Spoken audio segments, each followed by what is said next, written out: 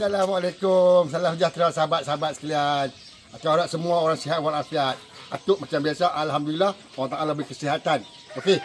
Hari ini aku nak kongsi kegiatan tepi rumah. Tuan-tuan boleh laksanakan dengan anak-anak tuan-tuan. Ini maksudnya untuk kita beriadah tepi rumah tanpa kita keluar.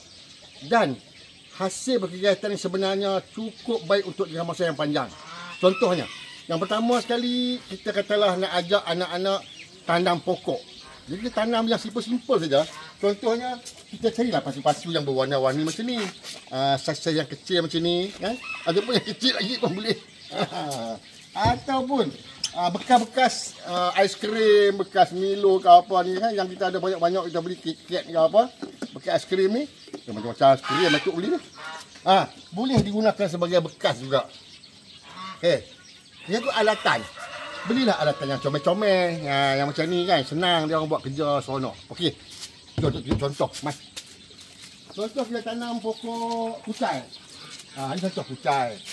Kita boleh kongsi dengan anak-anak. Kita tanam pokok kucai, pokok sayur lah, ataupun pokok kangkung, ataupun pokok pudina. Macam-macam pokok kita boleh tanam. Kita kongsi dengan anak-anak ni, bagus. Kerana ini membawa satu kita kata kerjasama yang baik antara adik-beradik dia orang. Okey. Itu yang pertama. Pertama, tanam pokok sayur yang mudah-mudah. Okey. Guna alat bekas yang kecil-kecil, yang seronok, yang enjoy. Okey. Nombor dua, selain daripada kita tanam pokok ni, ada masa kita nak kena trim dia. Bila trim dia, contohlah kita siapkan 2-3 gunting yang murah-murah, tak payah mahal. Macam Atuk ni ada macam gunting. 3-4 gunting. Contoh gunting-gunting ini, bila kita kongsi dengan cucu-cucu dengan anak-anak untuk nak trim pokok, jom kita tunjuk. Contoh begini. Pokok dah naik tinggi-tinggi macam ni, kita ajarlah dia nak trim pokok. Jadi pada peringkat awal memang susah, dia orang tak tahu. Tapi kita kena ajar trim pokok ni elok. Bila kita trim, pokok ni akan jadi sihat, jadi besar. Jadi kita tunjuk ke anak-anak cara-cara nak buat dia. Memang susah mula-mula, tapi lama-lama dia orang tahu dah. Okey, hari nak trim pokok, semua pakai ada gunting ruang satu, kita boleh trim pokok. Banyak pokok kita boleh trim. Ni pokok besar sikit. Daun ni dah mengganggu, boleh trim. Kita boleh tunjuk. Kita potong kat bawah. Gini kan. Jadi sekurang-kurangnya anak-anak kita ni semakin ada idea untuk nak mengendalikan pokok-pokok tepi rumah. Seronok sebenarnya. Kita pantau lah. Kalau kita dapat 5 orang anak-anak, memang seronok. Okey. Yang kedua, tanam pokok. Kita ajar nak trim pokok.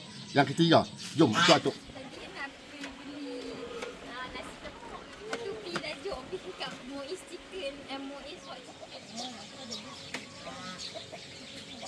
Okey. Tadi Atuk tunjuk kan. Jadi tu alatan tadi, taruh sambung sikit lagi alatan. Kalau tuan-tuan nak kena beli skop ke apa kan, skop pendodok lah. Beli lah comel-comel macam ni. Seronok. Jadi anak cucu main seronok. Seronok macam ni. Jadi kita kena belanja lah sikit. Untuk alatan ni sama nak bagi anak kita minat. Jangan bagi alat-alat yang besar-besar, yang susah. Lepas tu, bila tanam sayur tadi ni, tuan-tuan belilah benih-benih daripada Shopee ke mana tengok Atuk ni. Kalau tuan-tuan tengok Atuk ni macam-macam benih. Beli kat supermarket lah, baba ke apa kan, macam-macam. Timun lah, kacang belendik, Allah. Terung lah, tomato. Jadi kita beli. Murah ya. Satu bungkus RM3-4 kan. Kita beli 5 bungkus, kita boleh cuba buat. Jadi bagus. Okey. Baja. Kita kena ada ketika kita ajak anak-anak kita membaja semua. Membaja kalau boleh, kita gunalah baja-baja organik macam ni. Baja kimia pun boleh. Ni baja kimia. Ni baja kimia. Baja kimia, baja organik. Baja organik bagus. Sebab baja organik ni, kalau anak-anak kita bubuh terlebih, dia tak bahaya pada pokok. Tapi kalau baja kimia, bahaya. Pokok boleh mati. Kita ajar dia orang yang baja organik. Tunjuk macam mana cara-cara nak membaja pokok. Jadi benda ni kalau kita kongsi, tunjuk, lama-lama dia orang akan minat. Dia orang tahu macam mana nak jumlah banyak mana nak masukkan baja tu. Okey. Lagi satu, kita nak menyiram pokok. Menyiram pokok pun kita boleh kongsi dengan anak-anak cara menyiram dengan betul. Sebab apa? Anak-anak kalau dia tak pandai nak menyiram dengan betul, pokok-pokok tu dia akan dapat air yang berlebih-lebihan. Jadi atuk memang siap untuk anak cucu atuk ni tempat menyiram. Tempat menyiram yang macam ni ke ataupun siap yang macam ni. Atuk kena beli dua. Jadi baru je seronok nak menyiram pokok. Nampak tak? Jadi kita kena create suasana yang mereka suka. Okey, jom. Sekarang kita pergi tengok kat dalam sana pula. Mari kita jalan sana. Mari.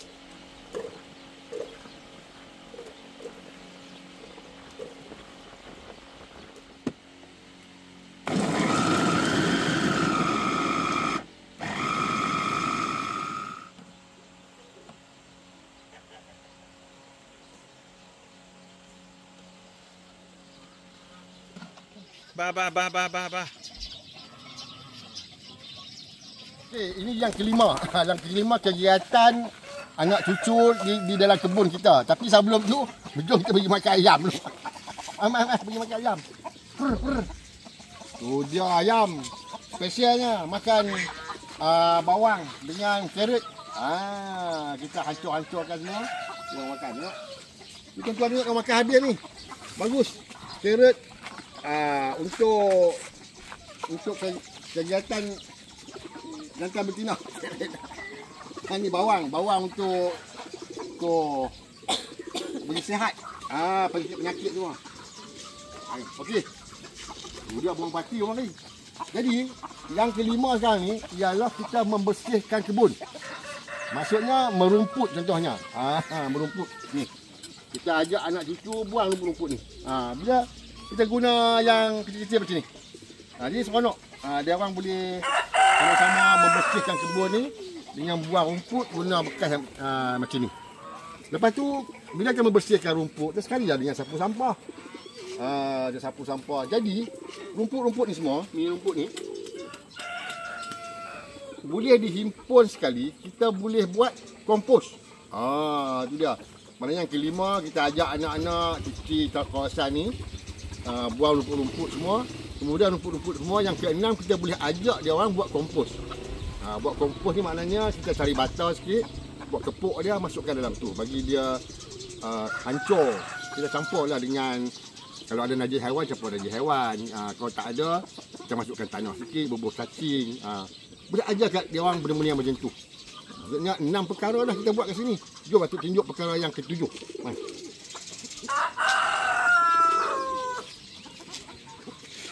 Kat sini.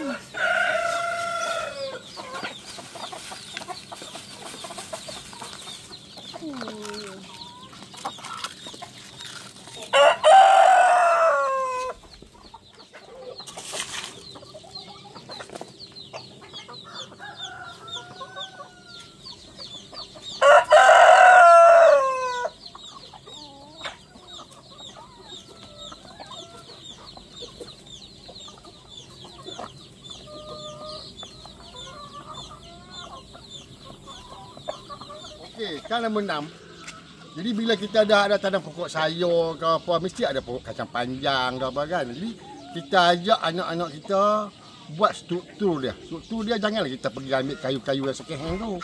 Tak elok, tak cantik. Kita pergi beli. Beli kayu-kayu besar ni.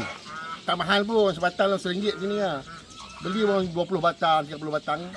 Kita belanja sikit untuk anak-anak kita boleh buat struktur untuk pokok-pokok tumbuh. Jadi lepas seronok, lepas nampak pokok tu naik pada masa yang sama akan keluar hasil dia. Okay, yang ke-8 bila keluar hasil. Kita keluar hasil ni sama-sama lah dengan anak-anak putih hasil. Contoh macam ni. Kita tanam pokok asam ni. Kita jangan kutip. Kita bagi anak-anak kita yang kutip ni pokok-pokok asam ni macam asam ni. Ni. Ni. Pokok asam. Jadi dia akan rasa suasana macam kampung dia dulu. Kampung macam nenek-nenek, kampung nenek dia. Oh, dia seronok. Lepas tu, tuan-tuan kalau ayam, ada ayam. Assalamualaikum. Allah, ayam ni dah buat penggambaran. Ada ayam, cantik lah, comel ayam. Lagi. Jom kita pergi tengok ayam tu. Tu dia. Terlampau banyak. Terlampau banyak. Dah jual pun jual apa? Tu dia. Lepas tu duk janji nak main daripada bila lagi ni. Sakit ni kan. Oh, gigi. Sama. Oh tu. Pasal Covid macam ni. Allah. Sampai main dengan hari tu. Ini anak cucu tengok seronok ni, cantik ni. Dia ada colour hitam. Ya. Atau colour kuning. Ha. Tapi yang tu tak tahu jantan betina. Ya. Ini basah lah kot ni. Yang ni rasanya yang ni betina yang tu jantan. Ada kecil sikit tau. Ni betina Pasal yang bunyi jantan. lain. Yang tu bunyi lain sikit. Tu dia tu. Tengok sayap pun rasa. Okay, yang ke-8. Yang ke-8 kita boleh panggil anak-anak kita sama-sama ramai-ramai. Kita buat struktur binaan untuk pokok. Contoh macam ni. Ajak dia orang susun. Susun macam mana nak susun kan. Jadi sekurang-kurangnya dia orang dapat satu idea secara ringkas macam mana nak susun barang-barang. Tengok. Macam mana kita nak samakan bata-bata ni semua. Jadi inilah yang akan bawa kepada kita kata pelajaran di luar bilik belajar ni. Pelajaran di luar bilik belajar benda-benda beginilah.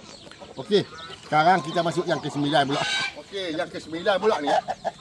Bila tanam pokok apa semua mestilah ada serangga perosak.